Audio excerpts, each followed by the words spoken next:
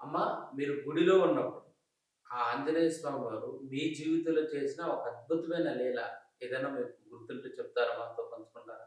ఉందండి. ఉందనే చెప్పాలి. ఇది ఎవరు నమ్మలేని నిజాలు. కానీ అక్కడ ప్రత్యక్షంగా పూజారి గారు, తర్వాత అందరూ జనాభా అయితే ఈ శ్రీరామనవమి ఉత్సవాలు 9 రోజులు జరిగేది. ఒకప్పట్లో మా బాబుకు 6 ఏళ్ళు ఉంటాయేమో ఆ టైంలో. ఆ టైంలో అనుకోని సంఘటన 2, 3 జరిగాయి. అందులో ఇది ఒకటని చెప్పాలి. ఏంటంటే గుళ్ళో మేము సుందరకాండ పారాయణం ఎన్ఎస్ రామారావు గారు ఆ గుళ్ళో సుందరకాండ పారాయణం చదివేవాళ్ళు. మేమందరం కూడా అదే గుడిలో లలితా పారాయణం చేస్తుండేవాళ్ళం. శ్రీరామనవమి ఉత్సవాల్లో ఆయనతో కూర్చొని హనుమాన్ చాలీసు ఆయన చదువుతుంటే మేము కూడా చదివేవాళ్ళం, రిపీట్ చేసేవాళ్ళం. సుందరకాండ కూడా వినేవాళ్ళం. బుక్లు ఉన్నవాళ్ళు ఆయన కూడా ఆయన స్వహస్తాలతో నాకు బుక్ ఇవ్వడం జరిగింది. ఫస్ట్ స్టూడెంట్నని మీకు ఇంతకుముందు వీడియోలో చెప్పాను. చిత్తరంజన్ గారి ఇంట్లో ఉండంగా ఎంఎస్ రామారావు ఆయన్ని కలవడానికి రావడము,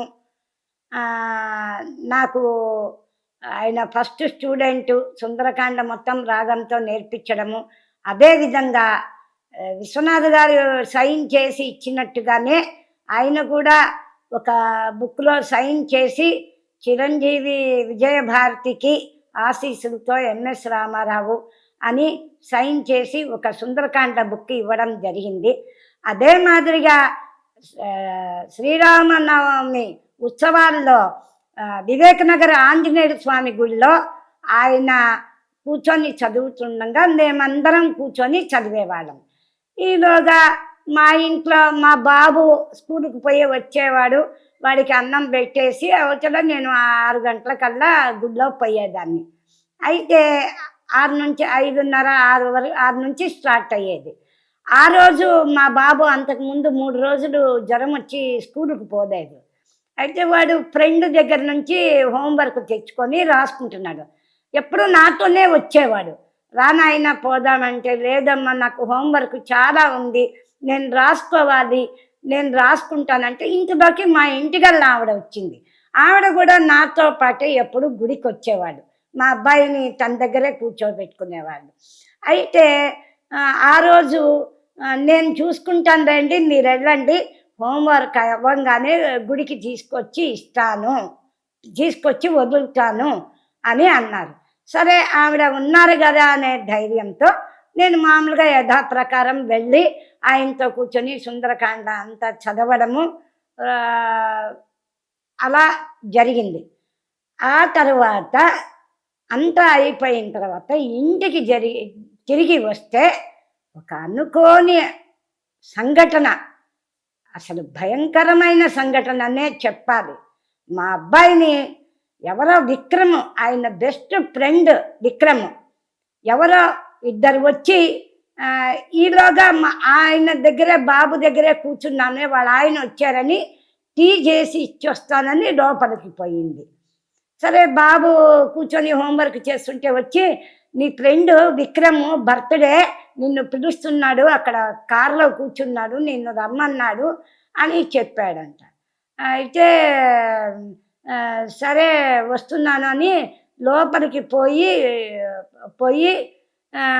నీళ్లు తాగి వద్దామని పోయేసరికి వాడు నీళ్లు తాగుతుంటే వంటింట్లోకి వెళ్ళి దేవుడి దగ్గర ఉన్న విగ్రహాలన్నీ ఒక కవర్లో వేసుకొని, ఆ కవరు వేస్తుంటే, ఎందుకు దేవుడి దగ్గర విగ్రహాలన్నీ తీస్తున్నారు మీరు, విక్రమ ఫ్రెండ్ బర్త్డేకి మీరు బయట ఉండొచ్చు కదా, ఇంట్లోకి ఎందుకు వచ్చారు అని బాబు అడిగాడు. అప్పుడు చిన్నవాడే బాబు, 6 సంవత్సరాలు ఉంటాయేమో, 6.5 సంవత్సరాలు, సెకండో థర్డో చదువుతున్నాడు బాబు.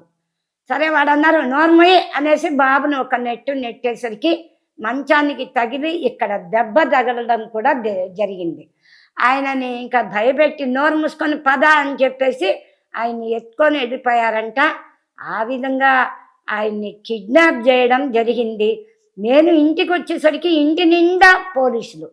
మా నాన్నగారు కోపంతో నన్ను పో దేవాలయంలోనే కూర్చో, అక్కడే పండుకో, అక్కడే ఉండిపో, నీ కొడుకుని ఎవరో కిడ్నాప్ చేశారు అని ఆయన అనంగానే నాకెందుకో నవ్వు వచ్చింది. ఫస్ట్ నవ్వాను. తర్వాత చిత్రం ఏంటంటే ఒక గంట తర్వాత అందరూ వెతుకుతున్నారు. ఎస్ఐలు వచ్చారు, మా నాన్న కింద ఉన్న పోలీస్ ఆఫీసర్లు అందరూ వచ్చారు, ఒక్కొక్క చోటికి పోయి వెతుకుతున్నారు. ఈలోగా జరిగింది ఏంటంటే ప్రతి ఆదివారం రాగానే నేను మా ఆయన బాబుని తీసుకొని ట్యాంక్ బండ్ మీద ఆడించుకునేకి వెళ్ళేవాళ్ళం. ఆ విధంగా వెళుతున్న సందర్భంలో వీడిని కిడ్నాప్ చేసిన వాడు ఎక్కడికి తీసుకెళ్లారో తెలియదు, కానీ చిన్న పసిబిడ్డలు కూడా 2 ఉన్నారంట వేరే వాళ్ళతో పాటు. విక్రమ్ లేడు, కానీ వాడి పేరు చెప్పి వీడిని కిడ్నాప్ చేసి తీసుకెళ్ళారు. అయితే అది ఎక్కడో పాడుబడిన భవంతి, అందులో తీసుకెళ్ళి వీళ్ళది కాళ్ళు చేతులు కట్టేసి ఈ విధంగా కిడ్నాప్ చేశారు. అయితే ఇది ఈ సంఘటన జరిగే ముందు రోజే అన్నం తినిపించేటప్పుడు టీవీలో లిటిల్ సోల్జర్ సినిమా వచ్చింది. అయితే అన్నం తినిపిస్తా నేను ఒక మాట బాగుతా అన్నా, చూడు నాన్న, ఎంతమంది ఆ పిల్లల్ని చంపాలని సొంత వాళ్ళు, బయటి వాళ్ళు, పోలీసులు ఎంతమంది ఆ పిల్లల్ని టార్చర్ పెడతా ఎత్తుక్కుంటా వస్తున్నారు. మనకి ఏదన్నా ఆపద అయినప్పుడు తప్పించుకునేకి చూడాలి, భయపడకూడదు అని మా బాబుతో అన్న మాటలు ఎంతవరకు పనిచేసాయో నాకు తెలియదు. నేను సుందరకాండ పారాయణంలో ఉన్నప్పుడు ఇది జరిగింది. ఆటోమేటిక్గా వాడికి ఆ మాటలే గుర్తొచ్చాయో, హనుమంతుని సహాయమే ఆయనే చూశాడో అది నేను చెప్పలేను. కానీ ఆయన ఆ మాటలు గుర్తొచ్చి కారు ఎక్కమన్నప్పుడు అక్కడి నుంచి దిగిన తర్వాత లోపలికి తీసుకెళ్తున్నారు ఒక్కొక్కళ్ళని. నాకు బాత్రూమ్ వస్తుంది అన్నారంట.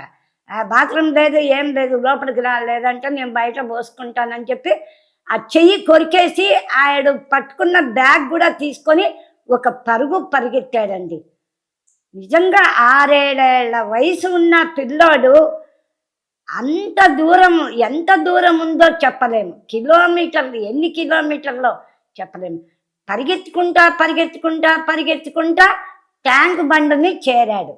అక్కడ నీళ్లు పోసేవాళ్ళు టెంట్లు వేసుకొని ఉంటారు కదా ఎండాకాలము, వాళ్ళు నీళ్లు తాగమా, ఏమైందమ్మా అంటే ఇట్లా వాళ్ళు ఎవరో తరుముకొస్తున్నారు అని చెప్పారంట. వీళ్ళని చూసి వాళ్ళు అమ్మో వీడేదో చెప్తున్నాడని వెనక్కి వెళ్ళిపోయాడు. అప్పుడు అతన్ని అడిగి అడ్రస్ చెప్పి సరిగ్గా ఆ గుడి దగ్గర దింపారంట. ఆ గుడి నుంచి ఇంటికి వచ్చేసాడు. పిల్లోడు చాలా భయపడిపోయినాడు. వాళ్ళ నాన్న వండుకొని ఆటో డబ్బులు ఇమ్మంటే ఇంత డబ్బులు ఎందుకు అయినాయి అని భయపడుతున్నారు. అన్ఎక్స్పెక్టెడ్గా మా నాన్నగారు ప్రతి రోజు సాయంత్రము ఒక అరగంట అలా మా ఇంటికి వచ్చి వెళ్ళేవాడు. అలా వచ్చిన సందర్భంలో డబ్బులు అడుగుతుంటే ఏమైంది పిల్లోడు భయపడుతున్నాడంటే ఇట్లా ఎక్కడికి పోయినాడో ఏమో, ఇంత దూరానికి ఇంత డబ్బులు అయిందని అడుగుతున్నాడంటే నేను ఇస్తానని ఇచ్చిన తర్వాత అప్పుడు మా బాబుని కూర్చోబెట్టి అడిగితే అప్పుడు అంతా ఆలోగానే కిడ్నాప్ జరిగిందని తెలియడము, పోలీసులు అందరూ ఉండడము, పిల్లోడిని కూడా చుట్టుముట్టు అడిగితే గాబరా పడతాడని మా నాన్నగారు కూర్చోబెట్టి నిదానంగా అడగడము, ఆయన జరిగిన సంఘటన బాబు కూడా గుర్తు తెచ్చుకోవడము. ఇప్పుడు పదండి నేను చూపిస్తా ఆ ప్లేసు అని అంటే పోలీసులు అన్నారంట, ఇప్పుడు ఎవరు ఉండరు బాబు, చీకటి పడింది, తర్వాత రేపు చూద్దాము అని అన్నారంట.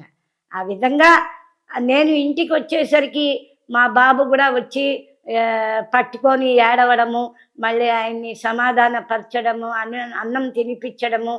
ఇది గుడిలో నాకు పూజారిని కూడా ఎవరో అడిగారంట, సుందరకాండ పారాయణము చదివితే కనుక గుడిలో వర్షం పడుతుంది, వర్ష రూపంలో హనుమంతుడు వస్తారు అన్న ప్రతీక ఉన్నింది, ఏదో ఒక రూపంలో వస్తారు అని. ఈసారి ఎందుకు వర్షం రాలేదు అని అడిగారంట. అప్పుడు పూజారికి నేను జరిగిందంతా చెప్పినాను కాబట్టి ఆయన అన్నారంట మరుసో రోజు, ఏమో ఏ భక్తురాలికి ఏమి కష్టం వచ్చిందో పేర్లు చెప్పకుండా ఆయన ఎవరికి ఆయనకు అనంతకోటి భక్తులు ఉన్నారు. ఏ భక్తురాలికి ఏం కష్టం వచ్చిందో సహాయం చేయడానికి వెళ్ళి ఉండొచ్చు కదమ్మా, అందుకే వర్షం రాకపోయి ఉండొచ్చు అని నవ్వుకుంటా అన్నాడంట.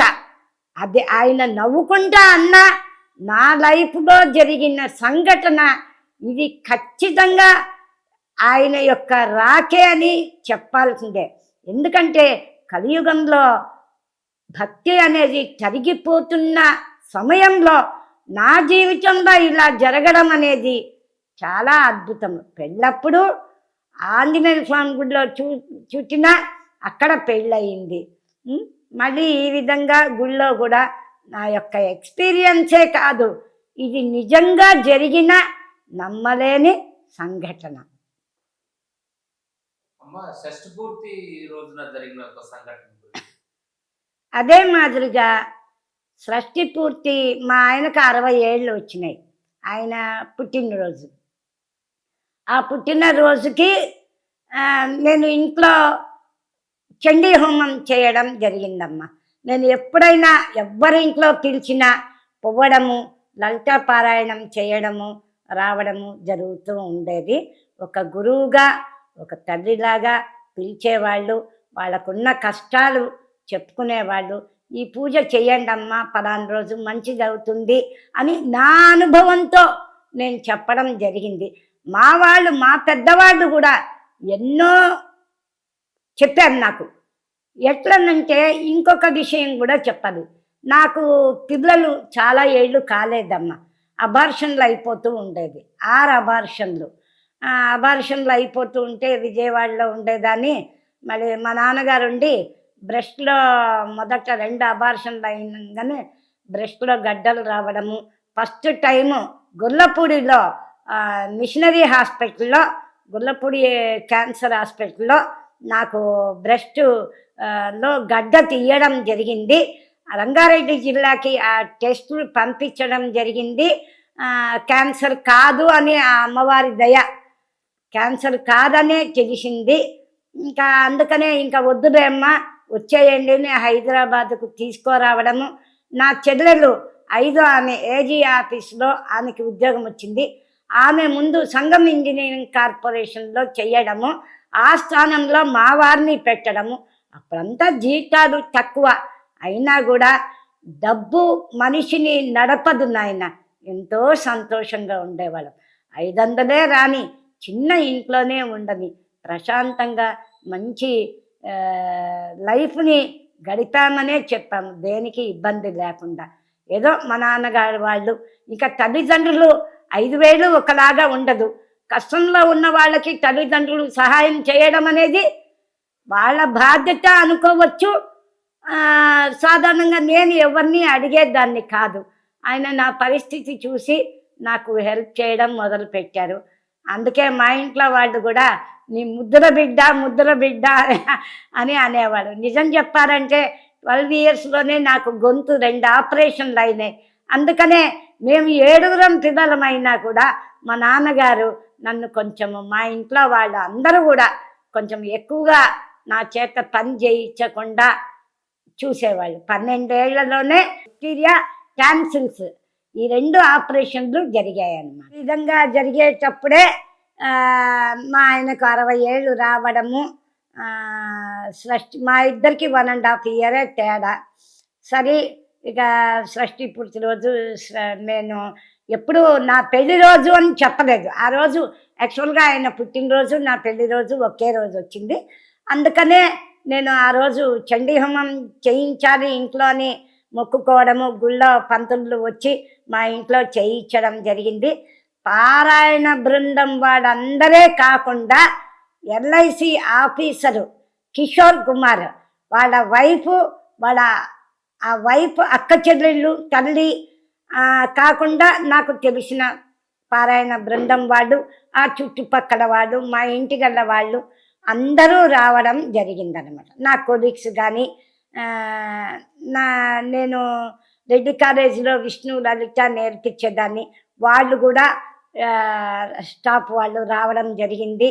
ఈ విధంగా అంతా జరిగిన తర్వాత చిత్రం ఏంటంటే ఆ రోజు నా పెళ్లి రోజని నేను ఎవరికి చెప్పకపోయినా ప్రతి సంవత్సరము లలితా పారాయణం ఇంట్లో పెట్టుకునేదాన్ని. చండీ హోమం ఎందుకంటే షష్ఠి ఆయనకు 67 వయసు వచ్చిందని పెట్టుకున్నాను.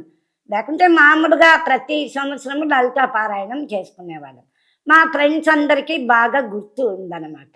ఆ విధంగా వాళ్ళు నా పెళ్లి రోజని నాకు పసుపు బొట్టు ఇవ్వడానికి చీర, జాకెట్టు, ఇంకా అనేక రకాలైన గిఫ్టులు తీసుకురావడము.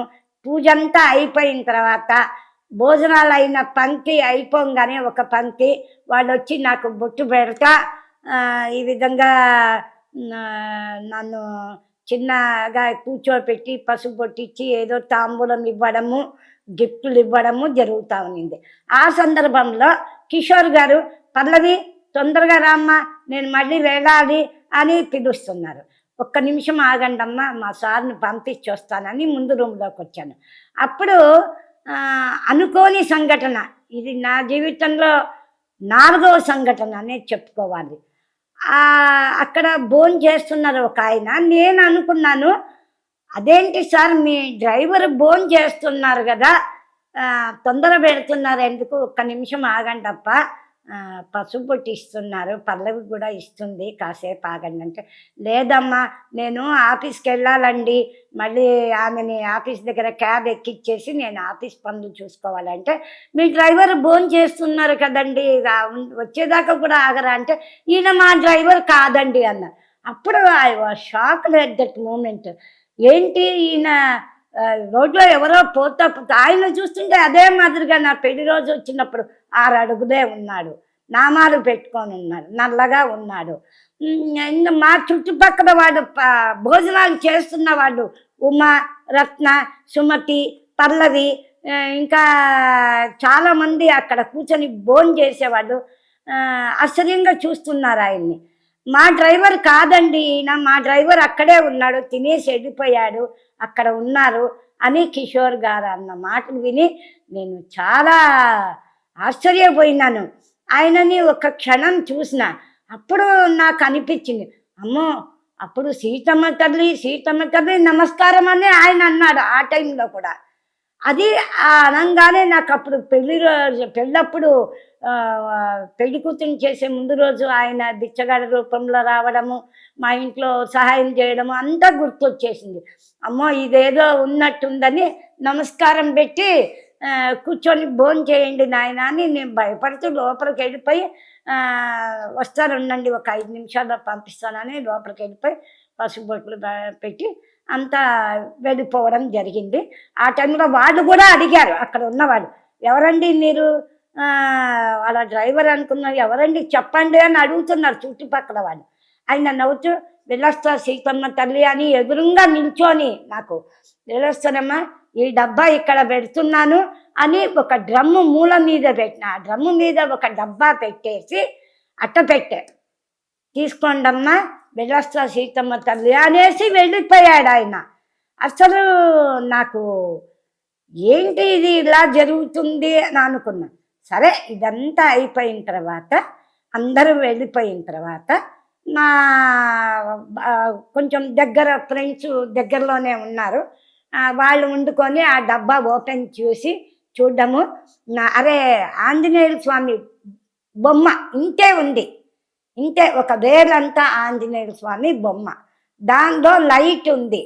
ఆ విధంగా ఆయన నాకు ఇవ్వడము గిఫ్ట్, నిజంగా ఆంజనేయుల స్వామి వచ్చి నాకు ఆశీర్వాదం చేశారా, ఏ రూపమో ఎవరో నాకు తెలియదు. అయితే ఈ విధంగా ఉన్న సందర్భంలోనే నాకు చాలా ఆశ్చర్యమైంది, అందరూ చూడడం జరిగింది. ఈ విధంగా ఆ రోజు అలా జరగడం అనేది నా జీవితంలో మదుపనే చెప్పుకోవాలి. విచిత్రమైన అంటే నాలో నమ్మకాన్ని, విశ్వాసాన్ని దేవుడి మీద పెంచిందేమో అనిపించింది. అది సంగతి. ఆ రోజు జరిగిన సంఘటన నేను ఈ రోజు కూడా మర్చిపోలేకపోతున్నా. చూసిన వాళ్ళు ఉన్నారు, అడిగిన వాళ్ళు ఉన్నారు, అందరూ ఉన్నారమ్మా. అది సంగతి. బాంతిపల్లి భద్రకాళి గుడి లో కార్తీక మాసం టైంలో జరిగిన సంఘటన గురించి చెప్పరమ్మా? చెప్తానండి. ఒకసారి కార్తీక మాసంలో మా లలిత పారాయణ బృందం అంతా ధ్యాన్ చేసుకొని పువ్వడము, కార్తీక దీపాలు అక్కడ శ్రీచక్రాల దగ్గర దీపం పెట్టడము జరిగిందమ్మా.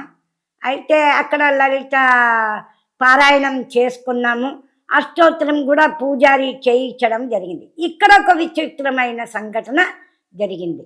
అది ప్రత్యక్షంగా పూజారి గారు, పెద్ద పూజారి, చిన్న పూజారి, అక్కడ ఉన్న వాళ్ళు, నా కొడుకు, నా భర్తతో సహా ఆ శ్రీచక్రాలు 6 7 ఉన్నాయి.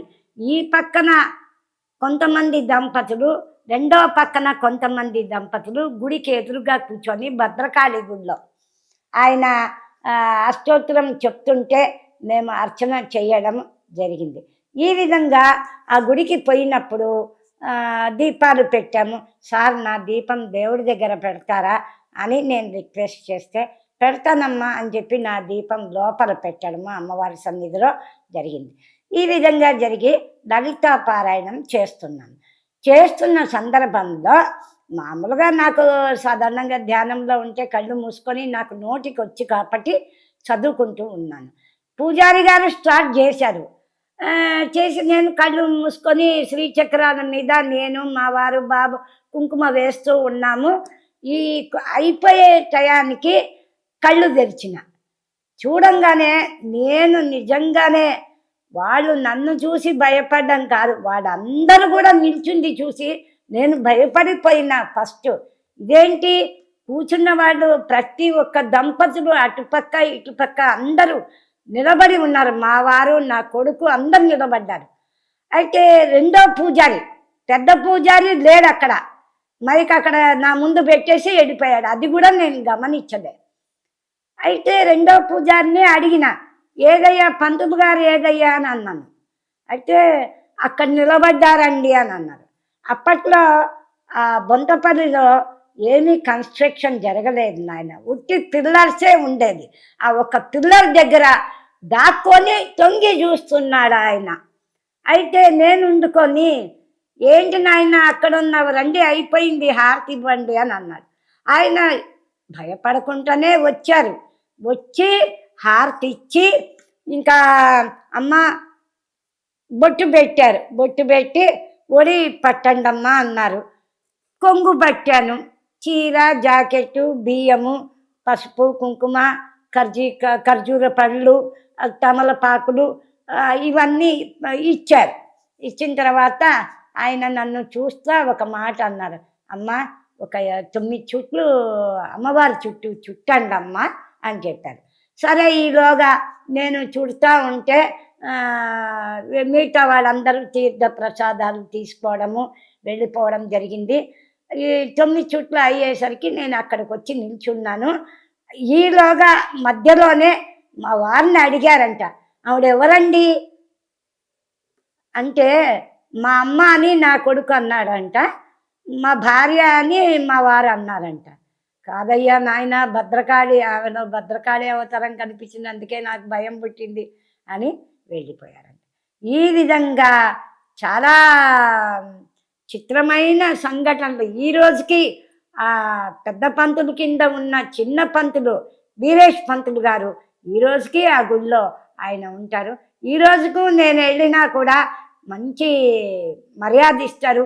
అది ఆ అమ్మవారి దయే అనుకుంటున్నా. నేను మీలాంటి మనిషినే, కానీ నమ్మనప్పుడే మనిషికి భగవంతుడు కూడా తను ఉన్నానని రుజువు చేసుకునేకి ఇలాంటి సందర్భాలు జరుగుతాయేమో, అది నా జీవితంలోనే జరగడము నాకు చాలా అద్భుతమైన విషయము. అది ఒకటి చెప్పాలి. రెండోది, మా బాబు కూడా ఈ విధంగా అక్కడ ఉండడము, చూడడము చాలా సంతోషమైన విషయమే. ఈరోజు వాళ్ళకు గుర్తుందో లేదో, కానీ నా పారాయణ బృందం వాళ్ళందరికీ గుర్తుంది, నాతో వచ్చిన వాళ్ళందరికీ. అప్పుడప్పుడు కూడా మేము ప్రతి కార్తీక మాసము వెళ్తుంటాము, పెడుతుంటాము, వస్తుంటాము.